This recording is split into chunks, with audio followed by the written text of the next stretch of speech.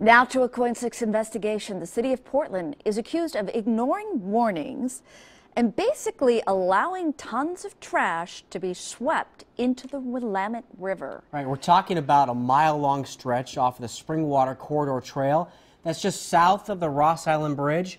Our investigative reporter, Carla Castaño, is asking the city tough questions about all of this.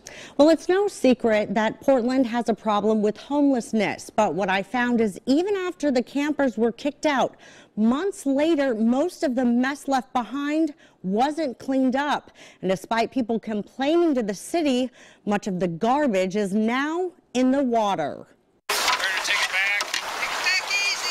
This team of senior dragon boat racers takes us out early in the morning on the pristine waters of the Willamette River. After about a mile of paddling, the riverbank changes. Camp after camp full of garbage revealed. It's very sad because we say we're a city that works. Well, that is definitely not working. Many of the sites are abandoned after police kicked the campers out in the fall. When we get ran out, stuff is just being left. The Golden Dragons tell me they've tried several times to get help from the city. But the problem is the trash, and the problem is a lack of response from all the government agencies that we've contacted.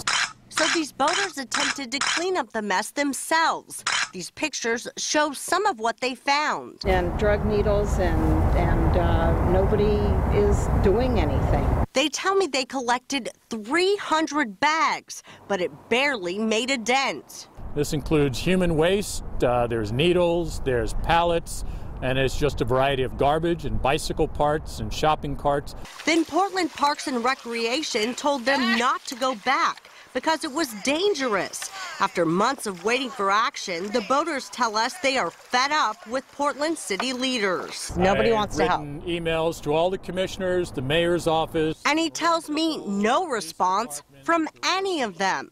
To get answers, I requested an interview with Mayor Charlie Hales, but he declined. And so did Portland Parks and Recreation. Instead, the mayor's office spokesperson agreed to meet with me. They have seen a huge amount of trash build up, and they're concerned about it getting into the river. What is the city's response to that? That's a fine concern. It's an excellent concern. A bigger concern for us is that we have families that are out right now without shelter. But yes, the damage to the river or the damage to the land, absolutely a big issue. The city's last count estimated 1,700 people are sleeping on the streets or camping out in Portland city limits each night. The shelters are over capacity. But those I talked to who have returned and are again camping out near the river tell me they don't want to stay in the city's shelters anyway. There's constant threats of violence. William Napier says he's had bad experiences at the shelters. And then when I woke up in the morning, my whole backpack was gone. His tent is now up the riverbank, closer to the Springwater Corridor Trail after the water started rising. He claims this is less dangerous than a shelter. I wouldn't send nobody there if I could. You know, if I could, I would send them somewhere a lot safer. And they said they simply feel safer camping out along the river than they do going to some of the shelters because their things have been stolen, there's been violence.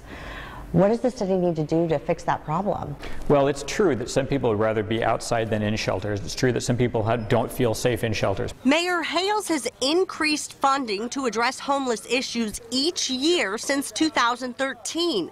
But the mayor's office admits the homeless problem continues to grow. We're going to continue to put more money into it as we have in every budget cycle since Charlie Hales got here. I'm not sure that's going to solve it. The 40 campsites with some 60 people were not cleaned up months after the campers were cleared out. In an email from Portland Parks and Recreation, I'm told they picked up in the area 3 times last year.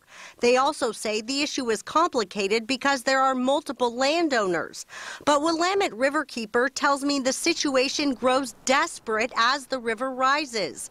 As we return to the mile-long stretch of camps, we find tents submerged. The water has come up pretty tremendously, and in fact most of these camps, when I look at this now, where they were originally placed is now underwater. Williams can't even estimate how many tons of garbage, furniture and other items are now below the river's surface. Can you tell us about the concern in having this trash, this human waste, these hypodermic needles getting into the river? Yeah, it's a basic water quality concern. With the human waste, we have E. coli that can be present, which is an indicator of other pathogens that can make people sick.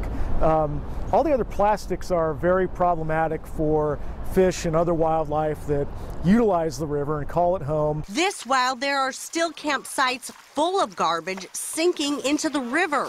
Along the route, these dragon boat racers pass several times each week. This is all our river. Somebody in the government has to organize this to get all the trash out of there.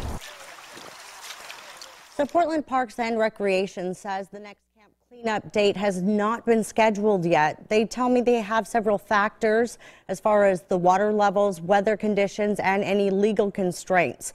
Meanwhile, the dragon boat racers tell me just yesterday they noticed even more campers had moved back in. Dan and Ann? Oh boy. Carla, thank you so much.